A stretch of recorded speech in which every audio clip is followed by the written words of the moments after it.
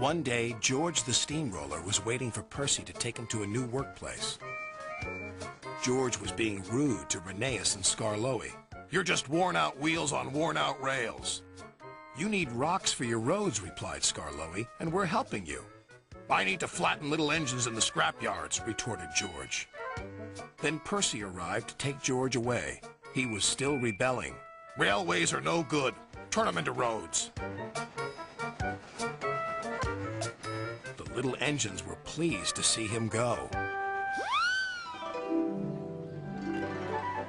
George grumbled all the way to the old branch line.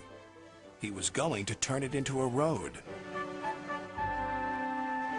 When they arrived, George was rude again. "Bumpy ride on rotten rails. I'm glad it's over."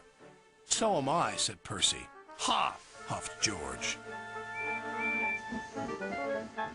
Percy was still fuming when he met Thomas. "What's up, Percy?" "It's George. He makes me feel down. Just ignore him," puffed Thomas. George was now enjoying himself. "Ripping up rails," he chortled. "What a life!" "What do you think of this, Thomas?" Thomas took no notice. George felt insulted. "You're a useless blue puffball." But Thomas didn't hear. "I'll show him who's boss." At last, the workmen reached the level crossing. "What shall we do here?" "Tear it up, tarmac it," said George. So they did, but not properly, and George knew it. Later, Thomas was traveling home on the same line. He was pulling freight cars filled with vegetables. The signalman had forgotten to warn his driver about the crossing. "That's nice. We don't need to stop," said Thomas happily. "Yes, we do," called his driver. But it was too late.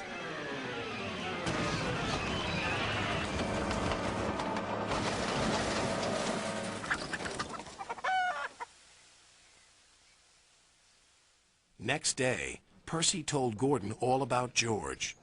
"Huh!" snorted Gordon. "You're just a small engine. That's why he's rude to you. He wouldn't dare cause me any trouble." George had been taken to some yards to work. Duck arrived with a train of empty freight cars.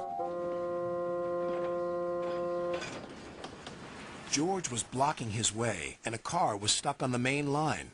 "Let me through," demanded Duck. "You'll just have to wait," replied George. "There's no time to wait. I must clear my freight cars from the main line to let Gordon through." "Then he'll have to wait too," said George.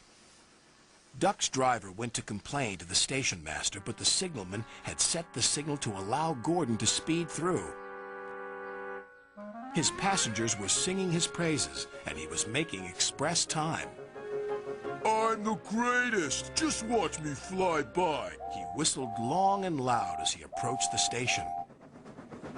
Suddenly, he saw a freight car on the line ahead. "Get out of my way!" But the freight car wouldn't move until Gordon forced it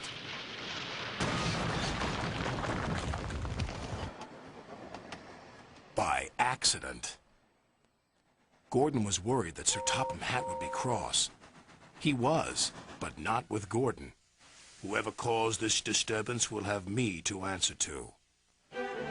And he did, a few days later. "Look who's here," said Thomas. George had been found out by Sir Topham Hatt and punished. He looked miserable. "Now we'll get some peace at last," said Percy. "I want to get rolling again, but I've got to wait a whole week till I do." "And then you'll be just as rude as ever." "Eh, George?" "I hope not. Don't you?"